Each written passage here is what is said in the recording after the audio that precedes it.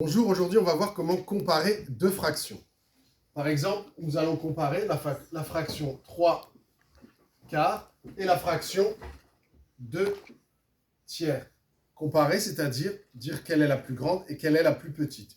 Pour ce faire, on va utiliser des bandes de papier sur lesquelles on a une unité. Ici, l'unité coupée en deux, c'est-à-dire un demi et un demi. L'unité coupée en 4, c'est-à-dire un quart, un quart, un quart, un quart. L'unité coupée en 8. Un huitième, 8 fois, et l'unité coupée en 3, un tiers, un tiers, un tiers. Les deux bandes qui vont nous servir vont être les bandes des quarts, puisqu'on a 3 quarts. Donc je sors la bande des quarts, et je la mets en dessous.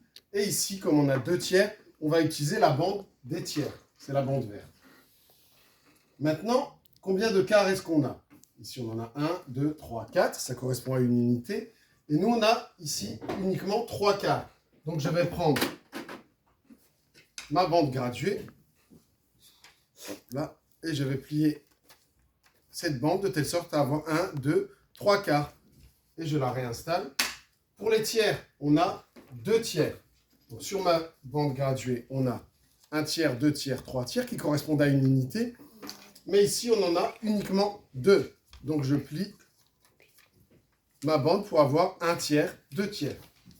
Je la place juste en dessous, en commençant au même niveau, et on voit très nettement que les 3 quarts sont plus grands que les 2 tiers.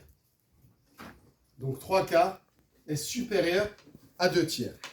Maintenant là, c'était pour des fractions simples et petites, inférieures à l'unité. Donc c'est assez facile. Mais parfois, on va devoir comparer des fractions beaucoup plus grandes pour lesquelles on ne pourra pas construire des bandes de papier interminables. Donc on va devoir trouver une méthode mathématique. Je vous explique ça tout de suite.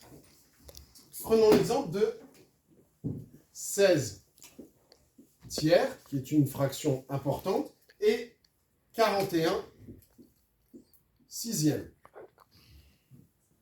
Dire comme ça, laquelle est la plus grande, laquelle est la plus petite, ce n'est pas possible. C'est compliqué de se représenter la longueur de papier que vont avoir ces fractions. Donc comment est-ce qu'on va faire?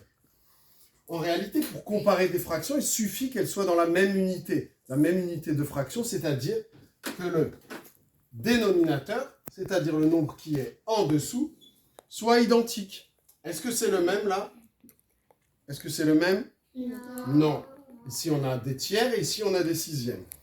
Pour pouvoir comparer, il faut que ce soit des tiers, soit des sixièmes. Le plus simple pour nous, ça va être de choisir les sixièmes. On va prendre donc cette fraction 16 tiers. Donc, le 3 qui est en bas, le tiers, pour le convertir en sixième, on doit faire fois 2. Donc, si on multiplie par 2 en bas d'une fraction, il faut multiplier par le même nombre en haut. C'est une obligation pour que la fraction reste identique.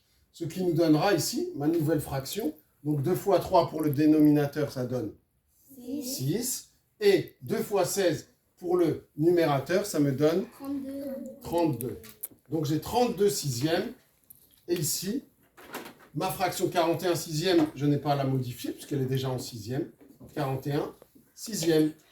Ainsi, je vois immédiatement que la plus grande des fractions, c'est 41 sixième. Ce que je ne pouvais pas voir au début. Donc, 41 sixième est plus grand que 32 sixième. Donc, ce qui veut dire que 41 sixième est plus grand que 16 tiers. Voilà, avec cette méthode, de trouver le même dénominateur pour les fractions à comparer, à ranger et à ordonner, on arrive toujours à trouver la solution.